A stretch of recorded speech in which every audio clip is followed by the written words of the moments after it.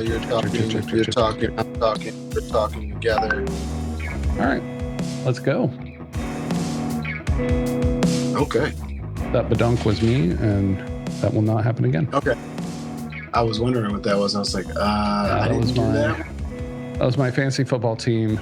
There's a big match tonight, so. Monday night. Yeah.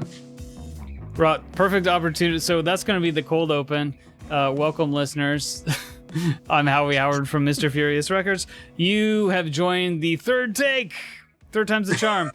Of the best music we heard in 2025 podcast part 1 with Rob and Royce.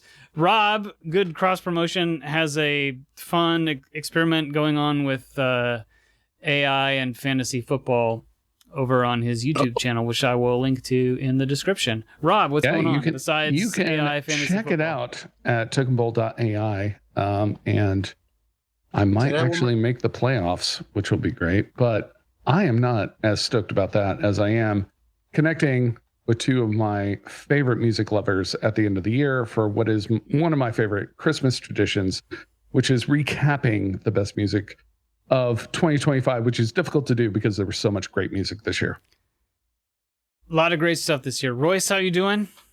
I'm doing excellent. I'm happy to be here as well. And just so the listeners know, there were no technical issues on my end. Hey man, you're off the clock, right? This is off the clock fun times. Let's blame the Linux user. It was me the entire time. So we said, I don't want to try and recap everything we said in takes 1 and 2, but I did want to say my story, and if it sparks anything for you guys, please jump in. But I had the most fun I've ever had in the 5 years of doing this across the long play show and this show. Most fun I've ever had putting this list together. You know, it's usually feels weird to me to start on this list in October because it feels too early, and but this year I had gotten stuck in a rut of listening to a lot of podcasts and not listening to enough music, and I hadn't realized what a drag that had become until I started on this list in early October. And I have kind of a method that works for me now that is pretty slick, and just getting back into music, revisiting some of the amazing stuff I'd heard throughout the year, checking out things that had been on my checkout list and finally getting to them. It felt really good. It put me in a better headspace. I've got a top 12, and then my next tier is bigger than it's ever been, and I stand behind all of it. It's been an amazing year in music, and I'm really excited to share some picks with you guys. Does that remind either of you of stories we were trying to tell a minute ago? Well, it reminded me of an episode of Dat Fury Radio, which you can find on this feed 3 episodes ago, which will talk about how you can intentionally expand your encounters with new music, which I found riveting. It was a great monologue, and definitely inspired me to be more intentional in 2026 about encountering new music. Do you like the monologue? Like, I would like to get good at it, but I don't want to practice in public too much. But it actually performed really well as an episode. So, well, I commented, and I subscribed. So I feel like I was in. That must be what did it. You know, I feel like this audience is all about intentional music discovery, and in the age of the algorithm, that's very difficult to find people who care about this stuff the same way. And, you know, when you can't go to a record store and have someone who is passionate about your music consumption experience and invested in you personally and feeding you records all the time, you need someone on the internet to do that. And I think that's Dat Fury Radio. Proud to step into that void for most people. We're fortunate in Lawrence that we do have a record store, Love Garden, we can go to and get that kind of attention, but not everybody has that. Royce, I know you're bringing a list this year, and you started all the way back in January. Tell us about developing your list. Yeah, so just throughout the year, I just listened to music. It wasn't until I started putting together for this that I realized that most of that music is like 30 years old, like very few of those tracks are from 2025. They were just good finds for me. But I have an entire list that I've started creating in January, so I could be more prepared for this show. And then I just went through and picked like the top 10 that I'm feeling today out of that list. And they all kinds of genres. So we'll see if I'm just crazy or if you guys like any of this music. Perfect. Can't wait. And for any new listeners, we're very intentional about this is the best music we heard. Nobody hears all of the music. And that means, Royce, that stuff that came out in prior years is eligible. I try to focus mine mainly on music that came out this year, but maybe we'll even do a special little segment at some point about our picks specifically that did not come out in 2025, because I always sprinkle a few of those in. Yeah, I mean, they were new to me in 2025. Like, I discovered so many artists that I just had never even heard of. And I felt like, oh my God, who's been hiding all this great music from me? I'm not sure what algorithm I got swept up in, but it'll be fun. Let's do it. Let's do it. Well, do you want to kick us off? Why don't you do a couple? Okay. Well, so one of the tracks that I'm talking about today is from Alphamist. Are you guys familiar with Alphamist? I don't think I am. Okay. It's like a little bit of like jazzy, kind of edgy. Like, if you don't like jazz, you're probably not gonna like this track, kind of thing. It's like all over the place. The track is called "Keep On" by Alphamist. How do you want me to deliver this to you, or how are we going to listen to it, or how does that work? Rob is amazing about finding stuff and working on the Spotify playlist in real time. Okay. And if he has trouble finding anything, he'll speak up and let us know. Yeah, nice. It's off the record Antiphon. And the thing I thought was interesting about this, Royce, was this is a 10-minute song, dude. Yeah. Man, that's jazz. Well, we don't have to listen to the whole thing, but I thought it's a good. Oh man, listen. I love it. Me and Howie love long ass songs. So, how'd you find it? I'm sure some algorithm pushed it to me. I listen to a lot of jazz, a lot of like Afrobeat, and a lot of like world. I'm always kind of like just searching to see what's happening around the world. And mostly looking for really good drum sounds, but good drum and bass relationships, I feel like that's the foundation of music. And when I'm mixing, I'm always looking for something to compare to, right? So this Alphamist I actually use quite a bit. So when I am going into a space, like for instance, we did what is it called? The Atlas 9, which is a 50-room immersive space that they built here in Kansas City. Oh, wow. So this is for the spatial audio stuff that you record frequently. Exactly. Oh, wow. So I use his stuff to give me like kind of a reference when I go into those rooms, so I can hear what's actually happening in that space.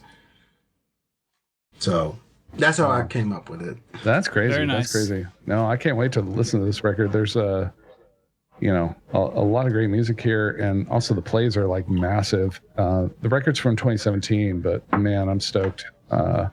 Keep On is the opening track, so if you're gonna dive into Alphamist, this is the place to start. Howie, what do you got, bud? Sure. Well, I'm looking at my list. So I'm gonna do my big two right at the top. Wow. So these are the best two we need to listen to this year. Oh, okay.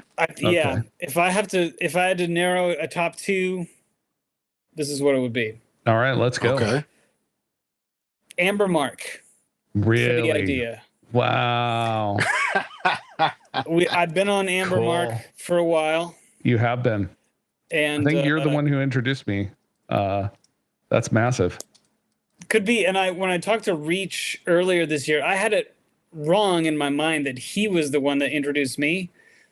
We have debunked that. That was my mistake. I've made it several times. So best I can figure, I just read the Pitchfork review for 3 Dimensions Deep and just No kidding. went off of that. But a Pretty Idea is her record from this year.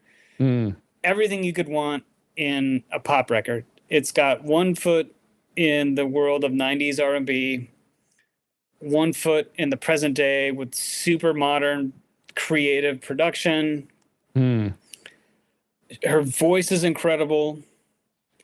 She can go from a belt to this crazy hoarseness on the dime. Really? And that's not something I've really ever heard quite like that before. And then as I, listen to this record repeatedly, I'm thinking about doing a show just with examples of her lyricism and her capacity on this record, because the way she ties in, like, the lyrics are very pop in a way, but with an extra spice of specificity and creativity. And also the way she sneaks in a lot of meaning that you may not notice on the first try because the lyrics are so smooth. And the way she does her rhymes and breaks her rhyme patterns and everything, like, it's really next level. And it's everything I love about what you can do with lyrics. So definitely critical darling for this year. Which track should Dat Fury listeners get started with? My goodness. Number 2, whatever it is. That's the OOO? You said It's Pretty Idea? It's Pretty Idea is the record. Yeah, Pretty Idea is the record. Track 2 is OOO. That's lowercase OOO. What's number 3? Number 3 is Sweet Serotonin. 4 is Too Much. Let's do Too Much. Do Too Much. Copy that. Okay, Too Much. And obviously, like every year, we are publishing all our best picks in a Spotify playlist that will be in the link in the description below. But thank you for the reminder. Rob very kindly wrangles the Spotify playlist. My personal list, the complete extended list, is up at MrFuriousRecords.com. But my second pick, number 2. I'm going to go in the complete opposite direction. Second pick is Deru's Rhythm Tapes. That's Deru Rhythm Tapes. And Deru has made some indie waves over the years, has been around for 10 or 15 years with some art objects and different creative ways of just doing more than just putting another record out. But this album is on my list purely for the music. The rhythmic, the way this record has grooves I can nod my head to, but cannot count. And seem to be completely odd metered and potentially generative. And you love nothing more than odd time signatures. As a drummer, that is your jam. You're a brewback dude. It's almost nothing but odd time signatures, but it bangs. It bangs at the same time, and the way that Deru has combined those two things. Okay, spell it for me. Spell his name. Deru. It'll be in the link in the description below. The question is, which track do you start with off of Rhythm Tapes? Just number 1, whatever. Number 1 is called Seeds. The most popular jam is called Gemini.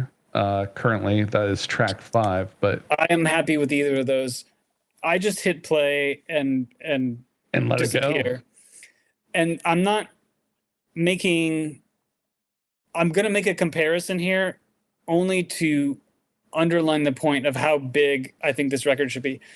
If Tom York's name was on this record, it would be everybody's number 1. Wow. Coming from lifetime Radiohead fan. That is a heavy statement. That is a heavy statement, sir. You listen and then tell me. I'm in. I can't wait. Well, in the spirit of, starting with like banger records that I feel are one that you need to start from start to finish. I I had to plug what I feel is my favorite concept record of the year, which was definitely the Toxhards, Your Neighborhood. It is a concept record that is a story about a young kid who's down on his luck, having a hard time, and he makes the very poor decision to drive drunk. And it ends in a very consequential experience. And the entire record is his journey from stepping outside of the bar to confronting, the many problems that he has in his life in a very meaningful way. And it is sonically something I can only experience in its totality. Like, I have to start with track 1 and go to the end. And part of what makes this record such a great experience is my second pick for the list, which is there is a bunch of incidental music that's coming from the radio of the car that he's not a protagonist. He is definitely the antagonist of the story, the driver. But there is a bunch of ancillary music that's coming from the fictitious radio of the antagonist that's driving the car. And they released that as a separate record at the end of the year, which includes genius. I mean, my favorite bit, and this is definitely on the playlist, is the track by Flaccid Crumpet, which is a Limp Bizkit parody track called Awesome Head. And it's just like a satire of every crappy nu metal band that you remember from the 90s that were tragic and sad. It was absolutely hilarious and worth checking out. So the two records that you need to hear are Your Neighborhood by the Toxhards. First track kind of starts you on the experience, and I would encourage you to just go through the rest of the record. It's 37 minutes long, I want to say, and worth every minute of it.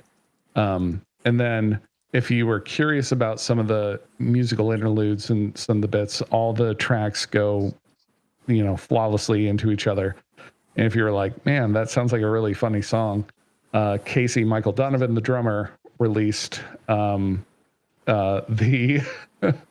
record called the 102.3 WKCD Promotional Sampler, music inspired by the Toxhards album Your Neighborhood and More. So if that record could not get more meta, it got even more meta as it went on. Extremely admirable commitment to the bit. I mean, no doubt. These guys commit to the bit in an amazing way.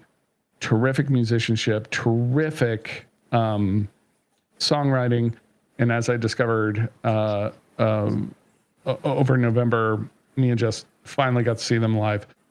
An amazing live show. An absolutely unbelievable live show. So that's wonderful. They're definitely top of my list. Top concept record of the year for me. And they had been on your radar prior to this release, right? I had not heard of them before you sent this to me, but they were. They had a novelty song that I adored called "Angus the Prize-Winning Hog." That's right. Had a viral video, and they have a lot of work that is very out there, but also like video centric, which I really enjoyed. But I can't say that there was a record. Like, I loved the Angus Prize Winning Honk song, but there was not a record that clicked for me in the way that this record clicked for me. And this one was so ambitious and sonically digestible and kind of captured all their influences, because they're clearly a band that is deeply musical in a lot of ways.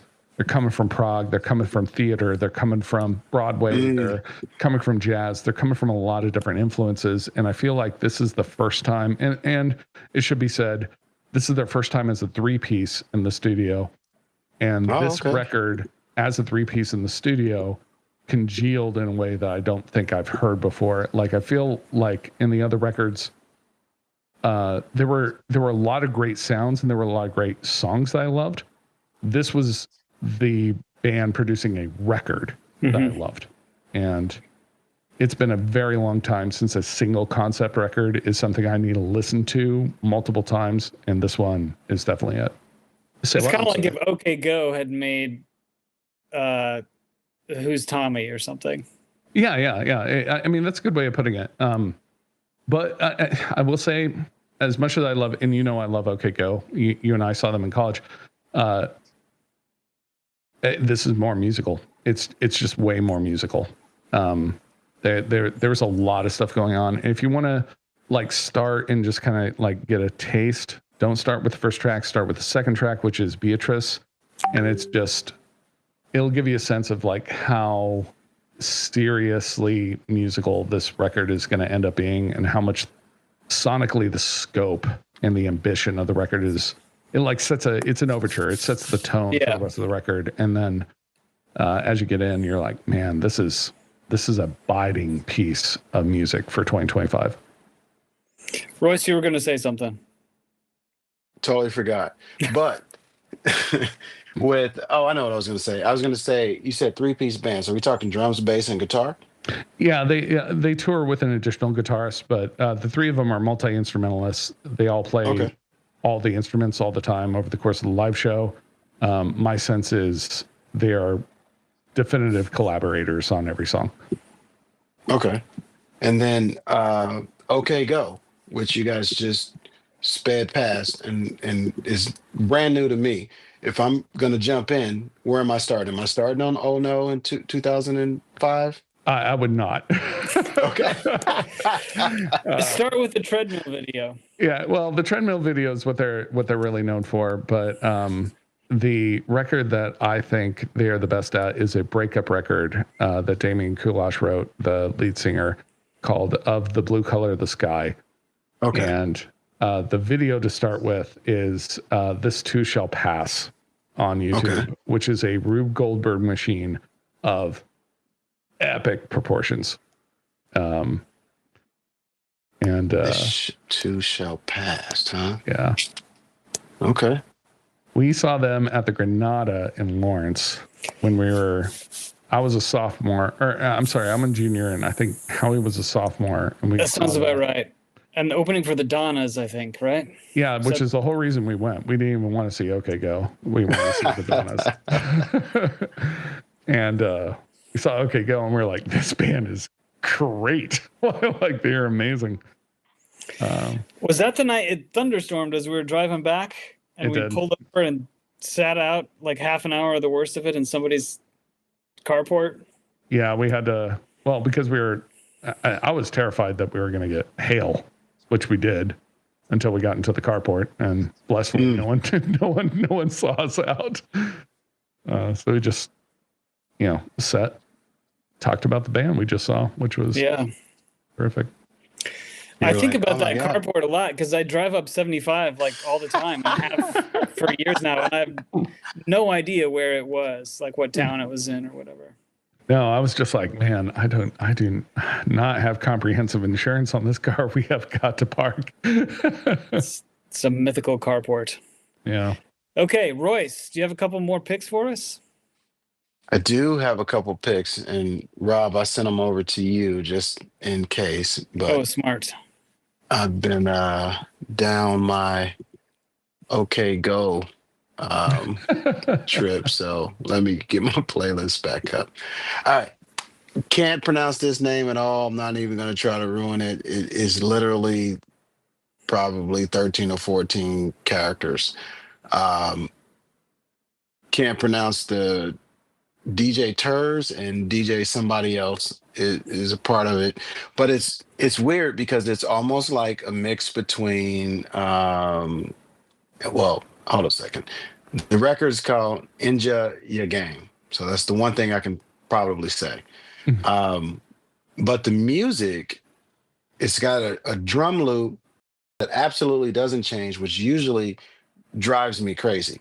But there's so much more going on in the music that it works, and it feels almost like house or something like that, but it's definitely like an Afrobeat kind of track. The lyrics aren't in English. I have no idea what they're saying. They might be saying they hate Americans and everything else, but it sounds beautiful when they say it. So it's a great tune, and I've listened to some of the other music. It's something that I think you should check out. And the whole record just kind of has like, this would be the South African artist Kelvin Momo. The record is called Kurhula, and the track, which features Styx and Nia Pearl, is called Amalobolo, which is the widest way of saying that song title I think I can imagine. Admirable effort, yeah. I tried to bring it, but I suck. So, hey, but Kelvin Momo, I do know Kelvin Momo, massive South African artist. Okay, and really bringing the Afrobeat sound to the United States in a big way. And you know, the thing I love about Kelvin Momo is, like, I feel like he's the antithesis to D'Antwoord, which Pitchfork loved forever, and I hated forever.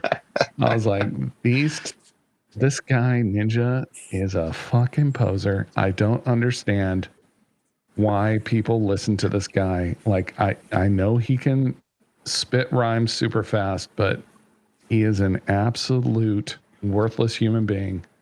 And so I'm here to celebrate Kelvin Momo taking over the crown, bring South African music to the United States that doesn't suck. I'm in. nice. Well, you knew way more about it than I did, for sure. I'm not sure how I even came across it, but it's great. And what I love about it is it takes 2 minutes before you ever actually get into what the song is. You know, so you're just kind of like chilling, like, oh, what's getting ready to happen? And then it just like drops, and you're like, oh my God, didn't know that was gonna do that. And it's like, it's an 8-minute, 30-second song. Oh wow. And then I think the second song that I sent is the Inja Your Game, whatever that is, which is this Nxumalo,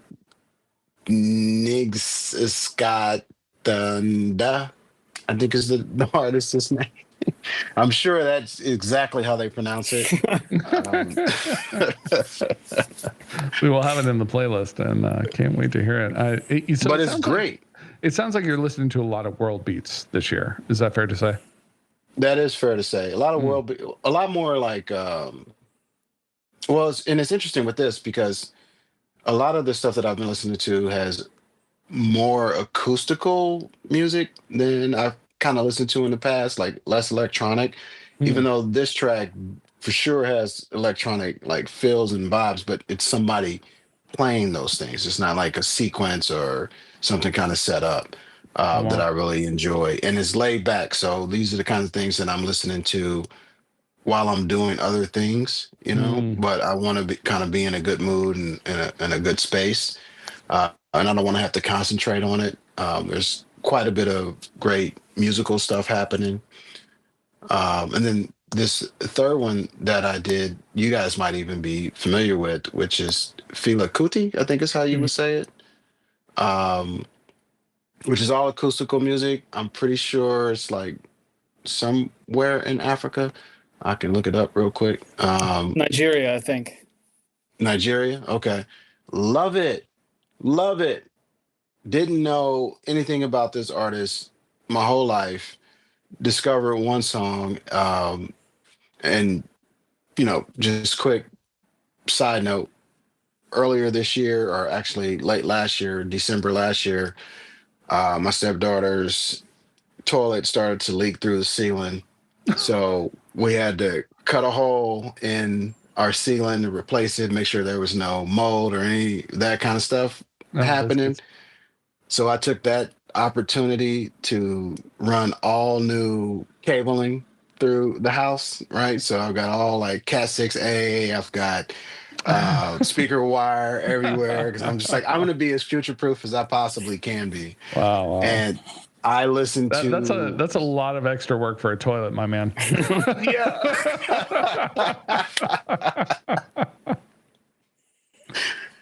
Hey, there was a hole there, and I thought, hey, when is there ever going to be another hole? Why not shove $500 worth of cable through it? No, I'm Oh, with you, man. man. I'm with you, man. Yeah, yeah. I mean, I ran high speed, HDMI, did the whole deal. It's like it's No, open, good work. so Good work. let's do I'm it. impressed.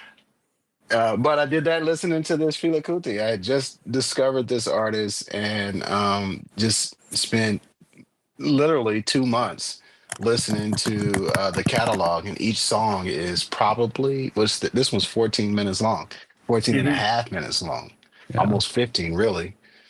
Well, So what I might listen to from Fela Kuti this year, and obviously it's been a heavy year in Nigeria, but there's a radio edit for their song from their latest hit song from 2025, which is Coffin for Head of State, which gives you a sense of where the artist's mind is at. The edit is 10 minutes long. The better song is the 22-minute long version, which is gnarly. We will have a link to the edit in the playlist in the description below. okay, yeah, I didn't even Fela know this Kuti was. is not a joke. This is revolutionary music for revolutionary times. It's very, very good. Boom! I didn't even know that one was there. I appreciate you. It's all good. I think. Royce, you probably maybe haven't heard the episode I did a few weeks ago, but this has been my year of discovering Mobb Deep. Oh, Excuse me, not Mobb Deep, Gangstar. Gangstar. oh, okay. I had never listened to the Gangstar records, and of course I'd heard Premier's beats all over Everything Forever, but had just never done it. And so we're exemplifying now. You're illustrating my point perfectly of it's never too late to discover anything. Yeah. It's brand new when you find it, right?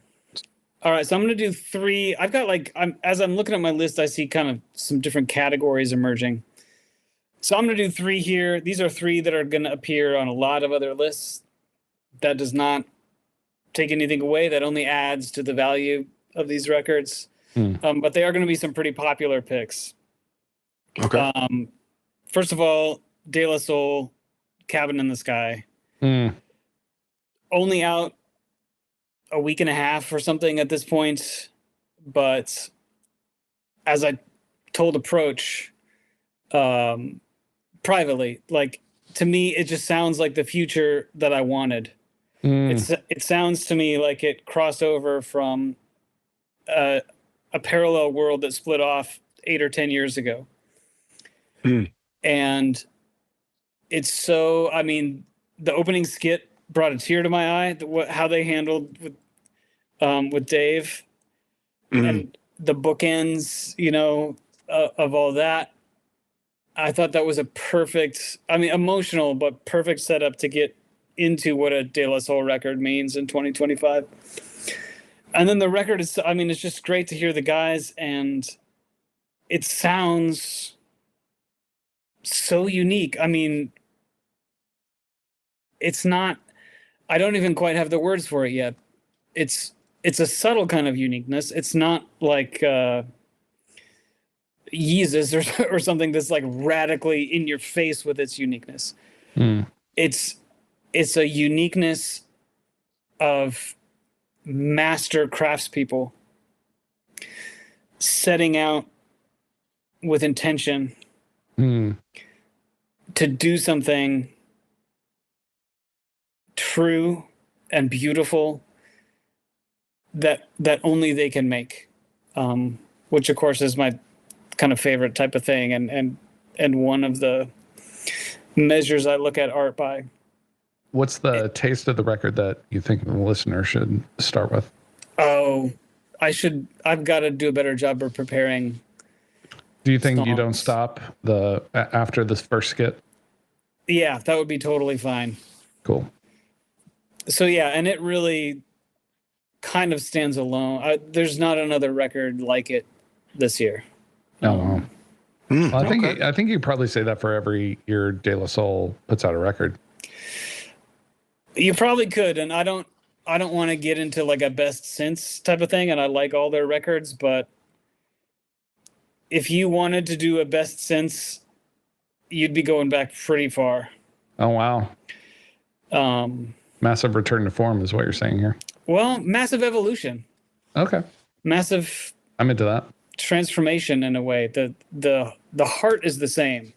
But what comes out is new and different. And I love that. Okay. And it had to be that way. I don't want to throw back from them. I want to know where they're at. So yeah, huge. Another. I love that you think De La Soul is the poppy choice. I didn't. Not for pop music, but it will be on a lot of lists. That's what it would be. Yeah. It has been on a lot of lists this year, and it deserves a place on this one. Absolutely. This is chalk for me, if you know me, but Deftones, Private Music. Oh, wow. Really? Love it. Wow. Love it. I mean, and I have loved Gore and Koi no You Can more than most people, like more than most Deftones fans, I think. But this is more than all Deftones fans, I think. Okay. But this is another one. No, we knew so many Deftones fans growing up. You were so much harder into that band than any of us were. Fair. I think that's fair to say. But if you checked out after Diamond Eyes, maybe, which I know that's one that that's where we all left. Like that's where we all and I never got that. But if you checked out after Diamond Eyes, check back in, please, for Private Music. It sounds like there's pieces of all their records on it, including Adrenaline. And there's just a little sprinkle of new stuff and things you haven't heard, which it doesn't seem like most Deftones fans want a total reinvention, and this is not that. But there's a few songs that do something a little different in ways that, not sonically, but just in terms of the adventurousness, remind me of White Pony. Wow. Or Saturday Night Wrist. Okay, so if you're a fan of White Pony, what's the track you should listen to on this record? Can I just make a rule, Rob, that you can just pick the one that has the most plays or whatever? You can. But the problem with Spotify is it's always the first one, and that's almost never the right choice. Okay.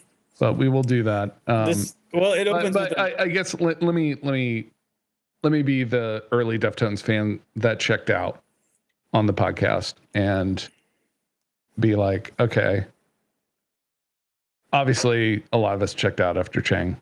And this is the record after Sergio left. How's the band sound? They sound like they're on fire in a way that they haven't in a while. So they sound better. And that's obviously we all love Sergio, we all love Chang, but you're saying like they sound liver. I know their process is not a live in the studio process. Mm-hmm. But if you told me they had done some like live takes on this record, I would believe you. It sounds that integrated and connected. Wow. So check back in. One of my picks for this year. A couple of years ago, I think I mentioned my favorite metal record was Nekrogoblikon. They had a massive shift in their makeup. The principal songwriter, Nikki, left. And they were replaced by the Goblin John Goblikon doing the clean vocals, and then they brought in another vocalist. And how do you spell that band's name? Nekrogoblikon. It's okay if you didn't get it, Royce, because it is on the list on Spotify, which will be in the description below. Okay. They did not release a new record this year. They just did 2 tracks, and it was basically they lost their principal songwriter, they lost their frontman. Okay. And I think they were trying to establish as a band how they were going to go forward and what it would sound like. So they basically released 2 songs. And there's like a comedy side project with it that's like a podcast that was really, really good this year called Right Now. But listening to the 2 new tracks, which Show Me Your Goblin is on the list for us this year, but also seeing them live. I love Nikki. I love all the old Nekrogoblikon tracks.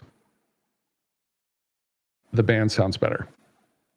The band does sound better right now. So if they can keep up the songwriting, a lot of promise for this band going forward, which I did not expect to feel after seeing that. So all of this to say, Howie, I am ready to give the Deftones another shot, another chance. I'm not stuck in the past. I'm not married to a major part of the band leaving. I would love to see if this band can be good again. This is, this makes kind of an interesting milestone in that now there's the discography is equally split with pre and post She. Yeah. Let me make one more pick while Royce is getting his video back online. Mm-hmm. And again, this is very predictable for me. It is Aesop Rock's Black Hole Superette. Oh, really? Wow. Okay. Just, what you're getting at this point. But is that a good thing? Debatable, but for me it is. Ace is like my exact shit. Okay. And not only equally for the beats, like that is my favorite kind of style of beat and sound. One of my favorite. It's just in a different universe from Tribe or something. But if you listen to my own Frog on the King's Head, I'm not equating or comparing, but sonically, the way it's mixed, how I think about drum programming and stuff, very similar to Ace's beats. Oh, wow. There was obviously, I think, a B-side record later in the year. I heard It's a Mess There Too.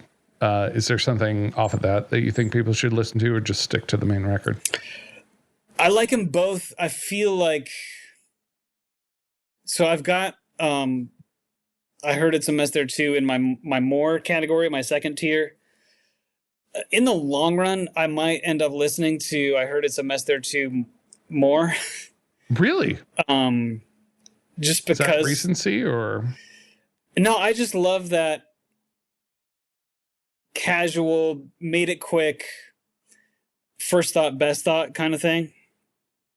Okay. Versus, Black Hole Superette is more labored over and